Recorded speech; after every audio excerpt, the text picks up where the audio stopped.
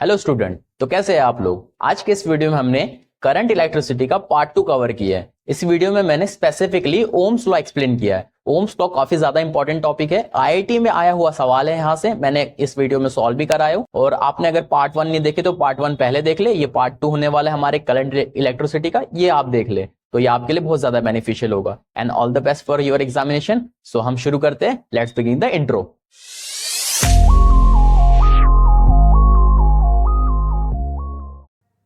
The topic is Ohm's law. इस video में मैं आपको ओम्स लॉ एकदम जीरो लेवल से हीरो लेवल तक के पढ़ाने वाला हूँ। मैं इस वीडियो में सिर्फ ओम्स लॉ ही पढ़ाऊंगा, क्योंकि इतना डीप मैं पढ़ा दूंगा कि आप आईआईटी के क्वेश्चन सॉल्व कर लोगे। यहाँ तक कि मैंने इस वीडियो में 2 क्वेश्चन सॉल्व भी कराया, तो आप ये वीडियो पूरा देखें और ओम्स लॉ आपको ए टू जेड सारा समझ में आएगा। आते हैं टॉपिक के ऊपर। Ohm's law. ओम्स लॉ को देने वाले साइंटिस्ट कौन थे? जॉर्ज साइमन ओम थे। इनका नाम आप याद रखें। कौन से ईयर में दिया था? तो 1828 में दिया था।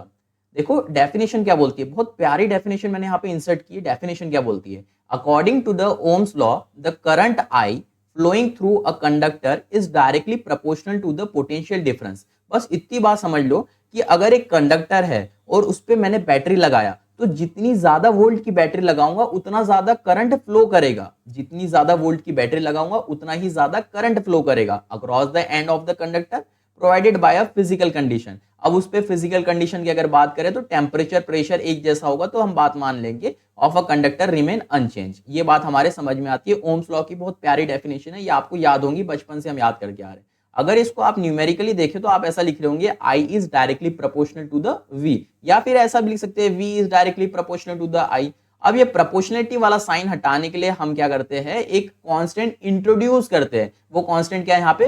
रेजिस्टेंस है। R is stand for the resistance. तो हमारे पास एक बढ़िया सा फॉर्मूला बन गया है, V is equal to I R. ये V is equal to I R आपने फॉर्मूला बहुत बार पढ़ रखे, 10th क्लास में आप पढ़ रहे होंगे, तो हाँ पढ़ रखे हैं आप लोगों ने। V is equal to I R. यहाँ से अगर रेजिस्टेंस की वैल्यू देखे तो बन गई V डिवाइड बाई आई। ये हमारे समझ में आ गया। आगे देखो कि ये R क्या है? R is a constant proportionality is known as electrical resistance. R क्या है? रेजिस्टेंस को शो कर रहा है। अच्छा, रेजिस्टेंस का काम क्या होता है? करंट को अपोज करना। धीरे धीरे हम इसके बारे में भी बात करने वाले हैं। The value of R depend upon the nature of the material of the conductor, dimension and temperature of the conductor. बहुत सिंपल सी बात है। जब हम कैपिटल आर की बात करेंगे, मैं अभी कैपिटल आर बोल रहा हूं रेजिस्टेंस को, जब रेजिस्टेंस की बात करेंगे तो सिर्फ और सिर्फ डिपेंड करता है रेजिस्टेंस के मटेरियल के ऊपर। और मटेरियल को आगे चल के हम रेजिस्टिविटी मटेरियल की निकालेंगे कि एक मेटल, एक कंडक्टर, एक इंसुलेटर कैसे एक हमारे करंट को अपोज करता है, उस चीज को हम रेजिस्टिविटी बोलते हैं। कंफ्यूज नहीं होना है, आगे चल के उसको बात करने वाले हम लोग। लेकिन यहाँ पे अगर रेजिस्टेंस की बात करें कि एक मेटल का रेजिस्टेंस किसके ऊपर डिपेंड करता है? रेजिस्टिविटी के ऊपर डिपेंड करता है, उसके मटेरियल के ऊपर कि वो कंडक्टर कैसा है। डायमेंशन के ऊपर डिपेंड करता है, एरिया के ऊपर डिपेंड करता है, लेंथ के ऊपर डिपेंड करता है। क्या वो टेम्परेचर के ऊपर डिपेंड करता है? जी हाँ, वो टेम्परेचर के ऊपर भी डिपेंड करता है। हमारा रेजिस्टेंस टेम्परेचर के ऊपर डिपेंड करता है। आगे देखो कि किसके ऊपर डिपेंड नहीं करता, कि रेजिस्टेंस किसके ऊपर डिपेंड नहीं करता।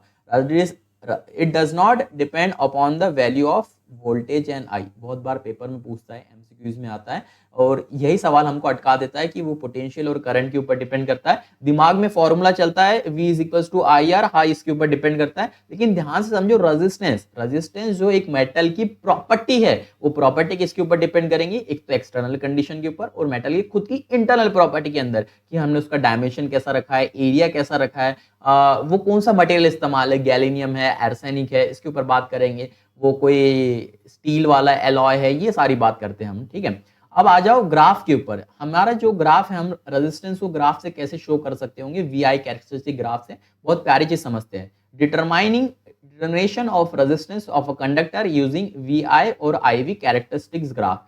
देखो क्या है, बहुत एकदम बहुत प्यारी चीज है। यहां से आप समझो, अगर मैं वी आई का ग्राफ बनाता हूं, नीचे भी समझा है, हाँ ये वाला, अगर मैं यहाँ पे वी आई का ग्राफ बनाता हूँ और एक लाइन खींचता हूँ, ये लाइन क्या देती है मुझे बड़े ध्यान से समझने की जरूरत है। हम ये जो लाइन की बात कर रहे हैं, इसका स्लोप निकालते हैं, और स्लोप का फॉर्मूला आपको बहुत अच्छे से याद है, delta Y divide by delta X, change in Y divide by change in X. आप यहाँ देखें ना, वाई एक्सिस में आपके पास है वोल्टेज, तो चेंज इन वाई में आप लिख देंगे कि ऊपर क्या है, वोल्टेज है, और नीचे चेंज इन एक्स एक्सिस में करंट। तो हमने नीचे लिख दिया करंट। और हमको पता है कि V डिवाइड बाय I क्या होता है, रेजिस्टेंस होता है। तो बहुत सिंपल सी बात है, कभी आपको VI ग्राफ मिला तो हम इसके स्लोप से रेजिस्टेंस पता कर सकते हैं। स्लोप निकाल लेंगे, change in Y divide by change in X is equals to हमारा रेजिस्टेंस हो जाएगा। और थोड़ी सी बात आगे बढ़ाते हैं, धीरे धीरे बात यहाँ से कॉम्प्लिकेट होंगी, लेकिन आप बात ध्यान से समझना। Resistance of a conductor is equal to the slope VI graph, simple है। अब देखो, जितना ज्यादा स्लोप हाइयर होगा उतना ज्यादा रेजिस्टेंस हाइयर होगा, क्योंकि सीधा सीधा दिख रहा है slope of VI characteristic graph is directly proportional to the resistance. यानी हमने स्लोप बढ़ा, ये एक लाइन है, ये अगर parallel to the X axis है तो इसका स्लोप 0 है। जैसे जैसे हम इसका स्लोप बढ़ाया बढ़ाया बढ़ाया, एक टाइम इतना है 90 डिग्री, इसके बाद नेगेटिव स्लोप होता है, ये आगे बात करते हैं। इतना स्लोप मैक्सिमम होता है, यानी इधर क्या है, स्लोप पॉजिटिव है, इधर रेजिस्टेंस की वैल्यू पॉजिटिव, यानी यहाँ से रेजिस्टेंस बढ़ रहा है। जितना ज्यादा स्लोप बढ़ेगा उतना ज्यादा रेजिस्टेंस भी बढ़ेगा। Higher the slope higher the resistance, simple सी बात हो गई इन VI ग्राफ। मैंने VI ग्राफ की बात की है, लेकिन इसी का वाइस वर्सा हो जाता है जब हम IV ग्राफ बनाते हैं। IV ग्राफ जैसे इसका उल्टा कर देंगे, स्लोप ऑफ IV ग्राफ निकालेंगे तो चेंज इन Y में हम लिखेंगे delta I, change in X में लिखेंगे हम डेल्टा V। तो हमने यहाँ पे वो लिख लिए हैं, और जब इसको सॉल्व करेंगे तो हमको पता चलेगा कि ये आ जाएगा 1/R, ये आ जाएगा 1/R। तो स्लोप ऑफ IV ग्राफ क्या आ गया, 1/R आ गया।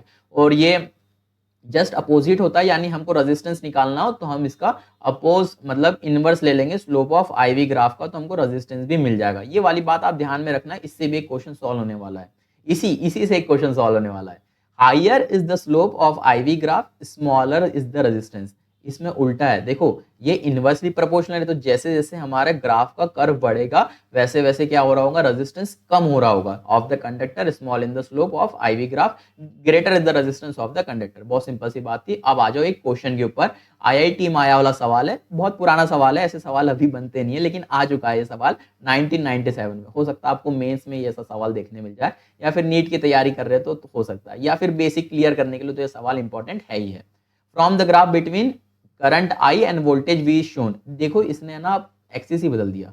ये एक्सिस बदलना वाला जो सवाल है, यही पे बच्चे है ना कंफ्यूज हो जाते होंगे कि सर पहले तो VI ग्राफ पढ़े थे, यहाँ पे IV ग्राफ है, लेकिन इसका जस्ट एप्लीकेशन हमने ऊपर पढ़ लिया, अब हमको कोई दिक्कत नहीं है। चलो आओ इसको सॉल्व करते हैं। इस shown is the identify the proportional corresponding negative resistance. हमको नेगेटिव रेजिस्टेंस पता करना है, तो सिंपल सी बात है, हम हर एक पॉइंट के ऊपर है ना स्लोप डिफाइन करेंगे। मतलब हर एक पॉइंट पे एक लाइन खींच देंगे, टेंजेंट खींच देंगे। वो टेंजेंट अगर 90 डिग्री से छोटा रहा तो वो पॉजिटिव है, हमको नेगेटिव पता करना है। क्वेश्चन में बोला है कि नेगेटिव रेजिस्टेंस, ये नेगेटिव रेजिस्टेंस से उसका टेंजेंट का पॉजिटिव एक्स एक्सिस से एंगल 90 डिग्री से ज्यादा होना चाहिए। अब हम चेक कर लेते हैं, अगर बी के ऊपर डाले हमने एक टेंजेंट तो वो कुछ ऐसा बनेगा, ऐसा एक लाइन ड्रॉ कर ही लेते हैं हम यहाँ पे।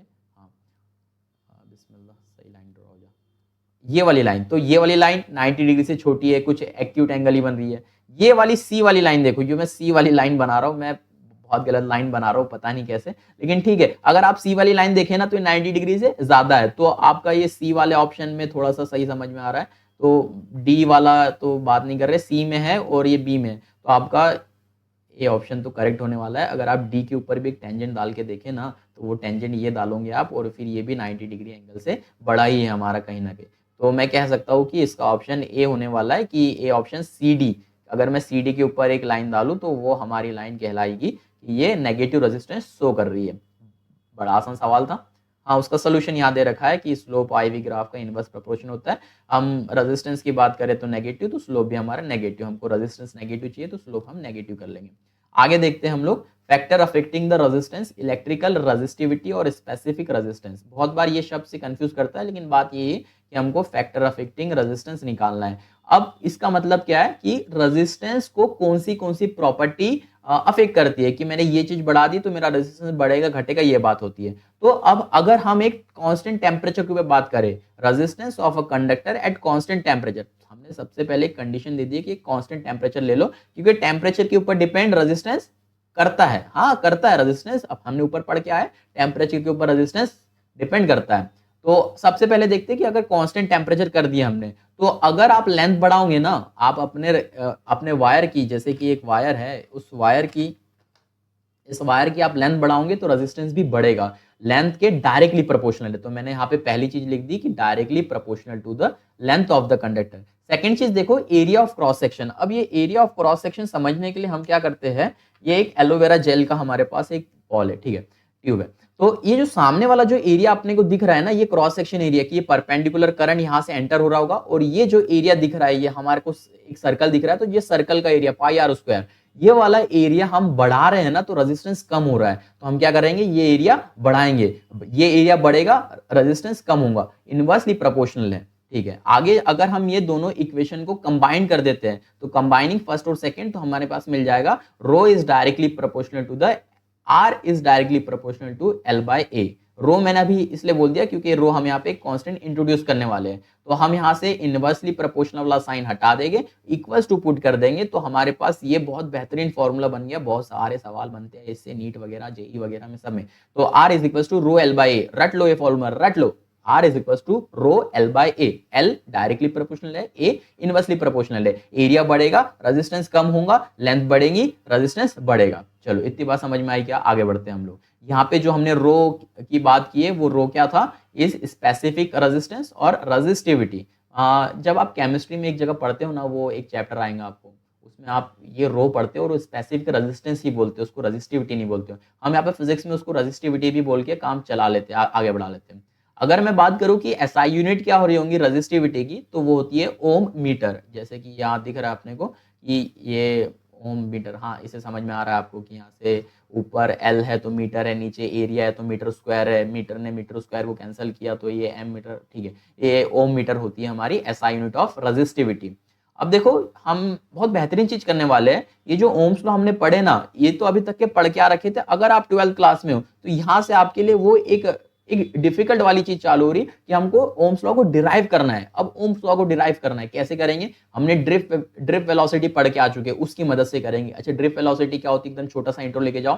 ड्रिफ्ट वेलोसिटी क्या होती है? एक कंडक्टर है, उसमें मैंने बैटरी जोड़ा तो क्या हुआ? इलेक्ट्रिक फील्ड उसके ऊपर लगी। इलेक्ट्रिक फील्ड मैंने जिस पॉजिटिव डायरेक्शन, हाई पोटेंशियल से लो पोटेंशियल में इलेक्ट्रिक फील्ड फ्लो करी, उधर पॉजिटिव से निकली और नेगेटिव वाले डायरेक्शन में गई इलेक्ट्रिक फील्ड। तो क्या है, इसके अंदर जो इलेक्ट्रॉन है, जो नेगेटिव चार्ज है, वो उसके अपोजिट डायरेक्शन में अपने आप के ऊपर एक फोर्स एक्सर्ट करेंगे। वो फोर्स एक्सर्ट करेंगे, एक इलेक्ट्रॉन दूसरे इलेक्ट्रॉन को क्या करेगा? धक्का देगा, कोलाइड करेगा। ये एक दूसरे को कोलाइड करने का बीच में का जो समय होता है, उसको कहते हैं हम लोग रिलैक्सेशन टाइम। जब ये इसको धक्का मारेगा, वो जो स्पीड अटेन करेगा थोड़े से समय के लिए, मोमेंटरी वाले समय के लिए, उस वाली वेलोसिटी को हम कहते हैं ड्रिफ्ट वेलोसिटी। इसका फॉर्मूला भी हम यहाँ पे डिराइव कर चुके हैं। क्या होता है आपको पता है? VD is equal to e divide by m into tau. ये वाली चीज हमने पढ़े थे। इसका कैसे डिराइव किए थे पहले वाले लेक्चर में मैंने बहुत अच्छे से बताया हो, आप देखो, प्लीज जाके देखो उसको। बहुत प्यारे तरीके से हम ये सीरीज कवर कर रहे हैं, आप देखो एक बार जाके उसको, आपको बहुत फायदा होगा, बेनिफिट होगा। चलो हम यहाँ पे इसका डिराइव करते हैं। तो let us consider a conductor of length L, area of cross section area A and number of electron per unit volume. यहाँ पे मैंने क्या बोला? Per unit volume of material, यानी हम per unit volume, per unit area, per unit length के हिसाब से ही बात करने वाले हैं। आपको पता है कि इलेक्ट्रिक फील्ड का जो फॉर्मूला होता है वो होता है V डिवाइड बाई L। यहाँ पे V क्या है? पोटेंशियल डिफरेंस, L क्या है? Length of that conductor. अब देखो electric current in the conductor की बात करें तो हमने ये फॉर्मूला पहले डिराइव किए है, the relation between current and drift velocity, that is I is equal to NEVAD। इसको भी रटो, इसको भी रटो, ये भी काम का है। I is equal to NEVAD। मैंने थोड़ा उल्टा यहाँ लिखा है, जैसे कि N फिर E फिर VAD, तो ये वाला आपको फॉर्मूला याद होना चाहिए, I is equal to NEVAD। हम लोग आगे बढ़ते हैं। तो जैसे ही आप यहाँ से, मैंने पिछले बार बताया था कि यहाँ से हमने speed is equal to distance upon time से वाला फॉर्मूला डिराइव किए थे। तो ड्रिफ्ट वेलोसिटी का फॉर्मूला बन गया था e divide by m into tau. ये वाली वैल्यू हमको याद है, और ये वाली वैल्यू हमको याद है, तो हम तीसरी और दूसरी इक्वेशन सबसे पहले क्या करेंगे, इसमें बस वैल्यू पुट कर देंगे हम यहाँ पे। और जब तीसरी और दूसरी इक्वेशन को इक्वेट करेंगे तो हमारे पास I is equal to VDENA आ जाएगा। VD की वैल्यू यहाँ से हम यहाँ पे पुट कर देंगे, तो I is equal to EVDA हम लिख के यहाँ कर देंगे। कुछ चीजें कैंसल आउट होने वाली है, उसको कैंसल आउट करके अलग कर देंगे। हमें क्या चाहिए था यहाँ से? L। हमारे काम की जो काम की बात है वो है ये L, और वो है ये A। हमने इसको अलग कर दी, ये जो V था उधर भेज दिए, और V डिवाइड बाय I। तो V डिवाइड बाय I क्या होता है? ये होता है रेजिस्टेंस। तो आपके पास यहाँ से एक रेजिस्टेंस का एक बहुत जनरल फॉर्मूला आ गया, एकदम जनरल फॉर्मूला, जो कि थोड़ा कम काम में आता है। R is equal to m l divide by n e square tau A. ये m क्या है, मास ऑफ इलेक्ट्रॉन है, l क्या है, लेंथ ऑफ कंडक्टर है, n क्या है, नंबर ऑफ इलेक्ट्रॉन, e तो पता ही है इलेक्ट्रॉन का चार्ज 1.6 इंटू 10⁻⁹ बहुत छोटा, और ये टॉ क्या है, रिलैक्सेशन टाइम, और a है एरिया। तो ये वाले जो m divide by n e square into tau है, उसको मैं एक रिप्रेजेंट करता हूँ एक कांस्टेंट से, वो है मेरे पास रो। अब वो रो किसके ऊपर डिपेंड करता है वो आप यहाँ से देख ही लिए, ठीक है। तो अब ये जो रो है, resistivity is resistance of wire of material unit length per unit area. मैंने स्टार्टिंग में बताया था हम per unit volume, per unit length, per unit area के हिसाब से बात कर रहे हैं। बाकी ये नोट्स तो आपके पास है, एक बार इसको आप देख लेंगे ना तो बिल्कुल समझ में आ जाएगा। इतने प्यारे तरीके से मैंने हैंड रिटन नोट्स आपके लिए बनाए हैं। ये फॉर्मूला है, यहाँ पे हमने रो इंट्रोड्यूस कर दिए, तो रो की वैल्यू क्या हो गई है, m divide by n e square tau, और m क्या है, n क्या है, टॉ क्या है, मैं बता दिया हूँ, ठीक है। हम लोग जल्दी से आगे बढ़ते हैं। Limitation of Ohm's law. Ohm's law कहाँ फेल हो जाता है, मैं आपको बताता हूँ ना, दो प्रकार के हमारे पास कंडक्टर होते हैं, एक ओमिक कंडक्टर, एक non ohmic conductor. Ohmic conductor जो ओम्स लॉ फॉलो करता है, नॉन ओमिक कंडक्टर जो ओम्स लॉ फॉलो नहीं करता होगा, ठीक है। सबसे पहले हम बात करें लिमिटेशन की। बहुत बार एग्जाम में पूछता है, 10th क्लास 12th क्लास में आता था, और अगर आप कोई अच्छी गवर्नमेंट एग्जाम की तैयारी कर रहे हो और जहाँ पे आपको फिजिक्स पूछ रहा है, एनडीए वगैरह में तो पूछती है, तो ये चीजें ऐसी चीजें वहाँ पे ज्यादातर पूछी जाती है। तो लिमिटेशन ऑफ ओम्स लॉ की अगर बात करें तो ओम्स लॉ कहाँ पे वैलिड नहीं होता है। वैसे ओम्स लॉ क्या होता है, V equals to I R, simple चीज बोल दिए, या फिर आपको भी पता है, किसने दिया ये पता होना चाहिए, ठीक है, हमको सब कुछ पता है। When temperature of conductor increase considerably, आप क्या कर रहे हैं, अभी तक के हमने लिमिटेशन, जब हम ओम्स लॉ पढ़ रहे थे ना, तो टेम्परेचर कांस्टेंट कर दिए थे, प्रेशर कांस्टेंट कर दिए थे। लेकिन भाई आप तो ऐसे कैसे टेम्परेचर कांस्टेंट कर दिए, आप कहीं और जहां एक्सपेरिमेंट कर रहे हैं वहां तो टेम्परेचर कांस्टेंट है, लेकिन कहीं दूसरी जगह टेम्परेचर कांस्टेंट नहीं है, तो वेरिएबल कांस्टेंट है। तो उसमें क्या हो रहा होगा, हमको यहाँ पे डिफ्लेक्शन देखने मिला होगा। ये जो डिफ्लेक्शन है ना, ये ध्यान से समझो आप, कि जब हम टेम्परेचर बढ़ा रहे हैं, मैं नहीं बढ़ा रहा, जब इन्वायरमेंट टेम्परेचर बढ़ा रहा है, तो जब टेम्परेचर बढ़ रहा है ना, तो हमारा जो पोटेंशियल डिफरेंस है वो सडन बढ़ रहा है, लेकिन जो करंट है ना वो धीरे धीरे बढ़ रहा है। देखो करंट इतना बढ़ा तो उतने देर में हमारा वोल्टेज इतना बढ़ा, जब करंट इतू सा बढ़ा तो वोल्टेज हमारा इतना सारा बढ़ा। तो ये हमको देखने मिला कि ड्रास्टिक चेंज इन वोल्टेज धीरे धीरे बढ़ रहा है, और जो करंट है वो धीरे धीरे ही बढ़ रहा है। पहला चीज, पहला लिमिटेशन हमने देख लिया ओम्स लॉ का, कि ये टेम्परेचर के ऊपर डिपेंड करता है। तो जैसे आप when temperature of conductor increase considerably, ये वाला ग्राफ बता सकते हो कि ये एक लिमिटेशन है हमारे ओम्स लॉ का। सेकंड लिमिटेशन की अगर बात करें, Ohm's law is not obeyed by semiconductor diode. Simple सी बात है, और सेमीकंडक्टर तो बहुत सारे रूल ऐसे ही तोड़ देता है, तो ओम्स लॉ वाला भी रूल तोड़ दिया। लेकिन ये जो छोटा सा समय है ना, ये इतने से समय के लिए ओम्स लॉ फॉलो करता है, इतने से समय के लिए बस। और उसके बाद क्या होता है, जैसे जैसे अपन फॉरवर्ड वोल्टेज देते जाते हैं, जैसे वोल्टेज बढ़ाते बढ़ाते जाते हैं, तो ये है ना एक फॉरवर्ड करंट पकड़ लेता है एकदम से, ये वाला जो करंट है एकदम से ये एवलांच ब्रेक डाउन कर देता है। इस तरफ भी हम देख सकते हैं, जब हम रिवर्स वाला वोल्टेज करें तो ये नीचे रिवर्स करंट के डायरेक्शन में फ्लो करने लगता है। ये चीज हमको थोड़ा थोड़ा पता होना चाहिए। सेमीकंडक्टर वाले चैप्टर में बहुत अच्छे से ये चीजें आपको पढ़ाई जाएगी। चलो तीसरा वाला क्या लिमिटेशन हमारे ओम्स लॉ का, Ohm's law is not obeyed by a material gallium arsenic arsenide. ये दो एक ऐसे कंपाउंड है सेमीकंडक्टर के जहां पे ओम्स लॉ वैलिड नहीं होता है।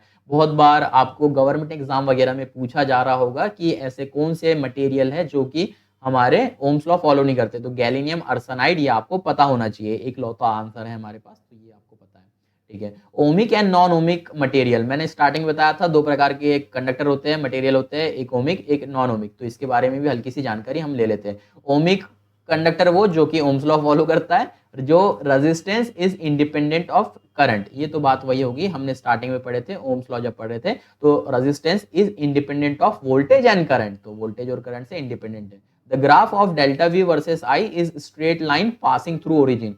कभी भी ये स्ट्रेट लाइन अपने को दिख रही है ना, तो अपन ये समझ जाएंगे कि ये ओम्स लॉ फॉलो कर रहा है। ये तिरछी मिर्ची दिखी यानी ये ओम्स लॉ फॉलो नहीं कर रहा है, क्योंकि अपन ने पढ़े ये v is directly proportional to i, तो ये डायरेक्टली प्रोपोर्शनल वाला ग्राफ ऐसा ही बनता है कि x is directly proportional to the y वाला ग्राफ। आप अगर प्रैक्टिकल एग्जांपल की बात करें तो मेटेलिक कंडक्टर लाइक कॉपर और सिल्वर में ये चीज हमको बिल्कुल बेशक तरीके से देखने मिलती है। आगे देखो, नॉन ओमिक कंडक्टर क्या है, जो कि ओम्स लॉ फॉलो नहीं करते, do not obey Ohm's law. और सेकंड पॉइंट देखे तो their delta V versus I graph can be various type, तो वो कैसा भी हो सकता है, सीधी लाइन नहीं होगा, जैसे कि यहाँ पे दिख रहा है कि पहले सीधा सीधा गया, सीधा सीधा गया, लेकिन यहाँ से उसने दोगलापन स्टार्ट कर दिया और यहाँ से ये ऊपर चले गया, तो ये हम कह सकते हैं कि नॉन ओमिक बिहेवियर दिखाना स्टार्ट कर दिया। Resistance R is not constant and depend on current I, तो ये करंट के ऊपर डिपेंड कर रहा है कि करंट बढ़ा रहे तो रेजिस्टेंस के ऊपर डिपेंड कर रहा है। चलो ये शायद हमारा लास्ट क्वेश्चन है। हाँ, इस वीडियो का ये लास्ट क्वेश्चन रखते हैं। ये क्वेश्चन आप लोग सॉल्व करो एक बार, मैं इसको एक्सप्लेन करता हूँ। ठीक है, आई थिंक आपने वीडियो पॉज करके इसको सॉल्व कर लिया होंगे। अब मेरी बारी है, मैं सॉल्व करके बताता हूँ। वो बहुत सिंपल सा सवाल है एकदम। जब हम पढ़ते हैं ना तो ये सवाल हम लोग सॉल्व करते ही करते हैं। आप अगर अच्छी कोचिंग वगैरह में भी जाओगे तो ऐसे क्वेश्चन सॉल्व करते हैं, तो हम भी ऐसे क्वेश्चन सॉल्व करेंगे, क्योंकि ये कोटा वाले नोट्स है तो कोटा के तरीके में ही थोड़ा बहुत इंक्लूडेड है। चलो, a wire of resistance R is stretch to double its length. एक वायर है, उसको अपन ने लेंथ की, एक वायर है उसकी लेंथ बढ़ा दी, डबल लेंथ कर दी। पहले एल था तो 12 मान लिए। Find the new resistance. हाँ, मैं आपको एक थोड़ा सा कंफ्यूज करता हूँ। यहाँ पे रेजिस्टेंस पूछा है तो इसमें से रेजिस्टेंस का आंसर ये कुछ होने वाला है। अगर मैं आपको यहाँ पे रेजिस्टिविटी बोलता, क्योंकि हम अभी तक के रेजिस्टिविटी पढ़ के आ चुके हैं, रेजिस्टिविटी वो रो, तो वो रेजिस्टिविटी और ये रेजिस्टेंस। बहुत बार हमको है ना, कभी कभी एग्जाम में पूछता है रेजिस्टेंस और रेजिस्टिविटी के बीच में डिफरेंस लिखो, तो वो डिफरेंस आपको पता होना चाहिए। मैं आपको यहाँ पूछ रहा हूँ कि अगर इसी क्वेश्चन में मैं बोलता कि रेजिस्टिविटी क्या है, तो आप कौन सा ऑप्शन टिक करते हैं? आप कोई ऑप्शन टिक नहीं करते यहाँ पे। क्यों? क्योंकि जो रेजिस्टिविटी है वो मटेरियल के ऊपर डिपेंड करता है। It does not depend upon the कि हमने क्या उसके लेंथ बढ़ा दिए, ये मतलब डायमेंशन बढ़ा दिए, वो तो मटेरियल की प्रॉपर्टी के ऊपर डिपेंड करता है। चलो, इतनी बात समझ में आई हमारे। अब ये क्वेश्चन सॉल्व करते हैं। देखो, स्टार्टिंग में क्या था कि हमारे पास एक कंडक्टर था, उसकी लेंथ एल थी और उसकी रेजिस्टिविटी रो थी और उसका एरिया ए था। तो हम कह सकते हैं हमारे फॉर्मूले से rho R is equal to rho L by, ये वाला फॉर्मूला आपको रेडी है ना अभी तक के? बिल्कुल, अच्छी बात है। हाँ, तो अब क्या हुआ, हमने इसी वाले वायर को इसकी लेंथ एल थी तो अब कर दिए इसकी लेंथ 2l।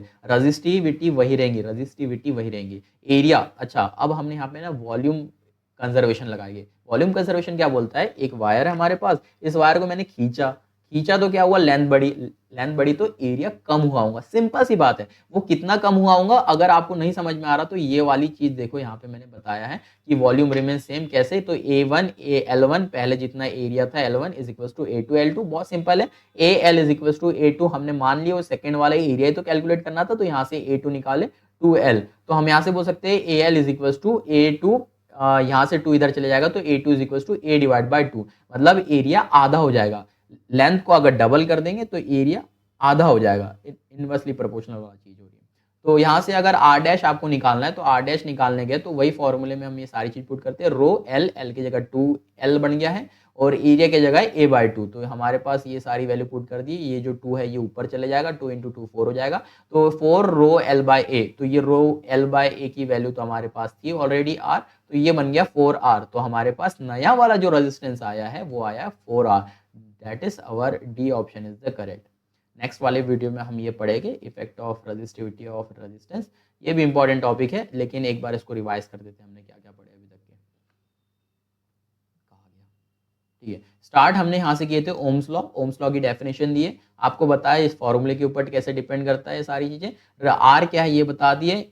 ये ग्राफ के ऊपर क्वेश्चन आया है। ये ग्राफ, ये जो दिख रहा है ना ग्राफ, इसके ऊपर मैंने क्वेश्चन देखे, ये इसलिए आपको ये पता होना चाहिए कि स्लोप कैसे डिफाइन करते हैं। स्लोप का फॉर्मूला क्या होता है, delta Y divide by delta X. हमने वी आई ग्राफ तो पढ़े, लेकिन आई वी ग्राफ भी काफी ज्यादा इंपॉर्टेंट है। इसी के ऊपर एक सवाल भी आया था, जैसे कि हमने सॉल्व किए। सी डी इसका आंसर था कि यहाँ से सी डी एक हमने यहाँ पे टेंजेंट डाले दो ना, ऐसा भी कर सकते चाहे तो, ऐसे भी डाले तो 90 डिग्री से बड़ा है, यानी नेगेटिव है, नेगेटिव स्लोप, यानी हमारा नेगेटिव रेजिस्टेंस यहाँ से आ रहा है। क्वेश्चन कैसा भी आ सकता है, रेडी रहो।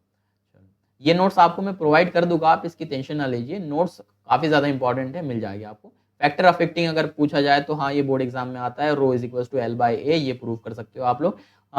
ये भी ठीक है। थोड़े अच्छे वाले एग्जाम के लिए प्रिपेयर कर रहे हैं तो ये डेरिवेशन आ सकता है ड्रिफ्ट वेलोसिटी का।